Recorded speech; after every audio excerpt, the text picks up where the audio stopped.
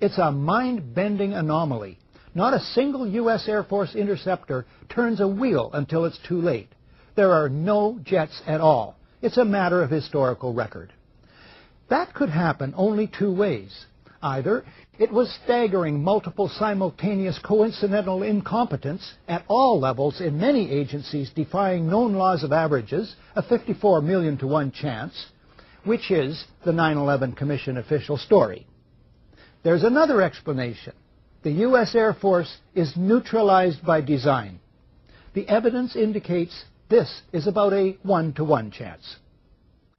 What is the reason for the failure of U.S. military jets to show up in a timely fashion on 9/11?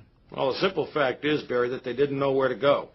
The reason that they didn't know where to go was because a number of conflicting and overlapping war game exercises were taking place, one of which, Northern Vigilance, had pulled a significant number of North American fighter aircraft into Canada and Western Alaska and Northern Alaska in a mock Cold War hijack exercise. There was another drill, Vigilant Guardian, which was a hijack exercise, a command post exercise, but it involved the insertion of false radar blips onto radar screens in the Northeast Air Defense Sector.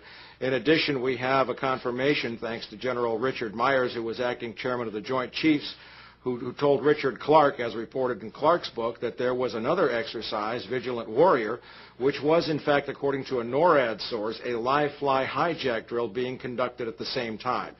With only 8 available fighter aircraft, and they have to be dispatched in pairs, they were dealing with as many as 22 possible hijacks on the day of 9/11, and they couldn't separate the war game exercises from the actual hijacks.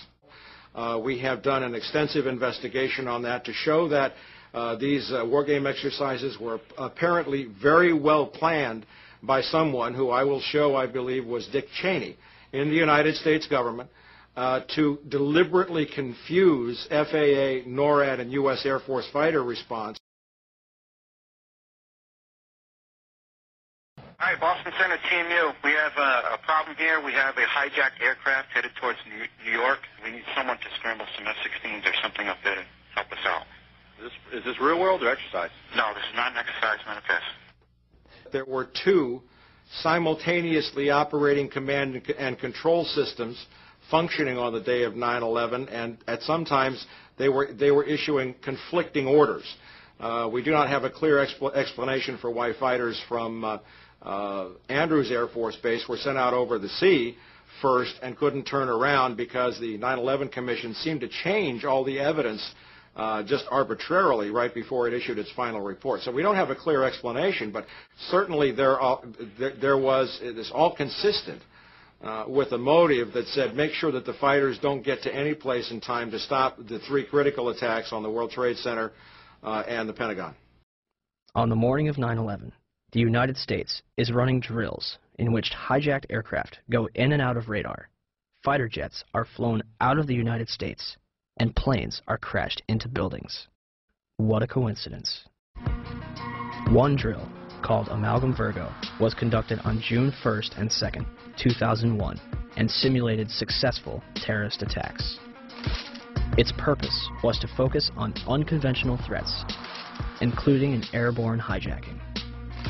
One plan would simulate the hijacking of a commercial airliner, which would be crashed into the Capitol. The second part of the exercise, which was planned but not executed before 9/11, involved 2 planes with actual pilots on the flight deck. FBI agents would hijack the planes and divert them to secure locations. And on its cover, Osama bin Laden. In fact, multiple war games were underway on 9/11 itself. September 11th was day 2 of Vigilant Guardian, an exercise staged by the Joint Chiefs and NORAD, which simulated hijacked planes in the northeastern United States. Vigilant Guardian is a branch of Global Guardian, a mass Armageddon exercise being conducted at Offutt Air Force Base in cooperation with NORAD. Originally scheduled to take place in late October, Global Guardian was moved to September. The exercise is reportedly canceled after the second Twin Tower is hit. 3 E-4B Doomsday planes remain airborne.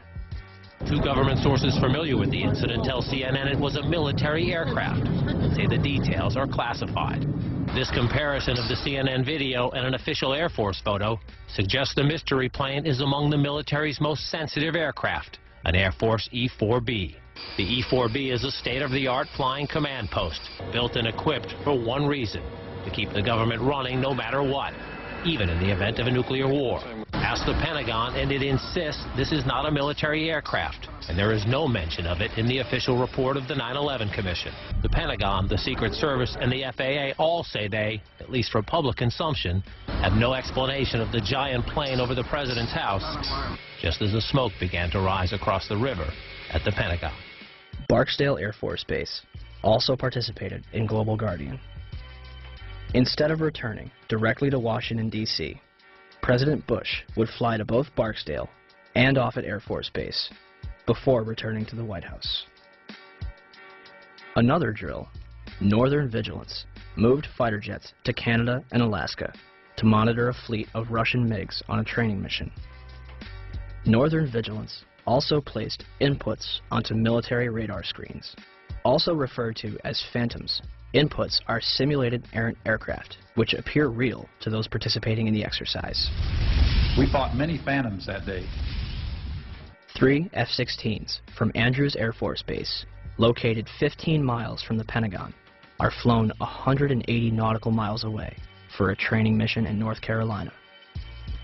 Fort Belvoir, an Army base 10 miles south of the Pentagon, is preparing for an exercise intended to test security in case of a terrorist attack. Employees in the Office of Emergency Management on the 23rd floor of World Trade Center Building 7 continue preparations for Tripod, a biological attack drill scheduled for September 12th.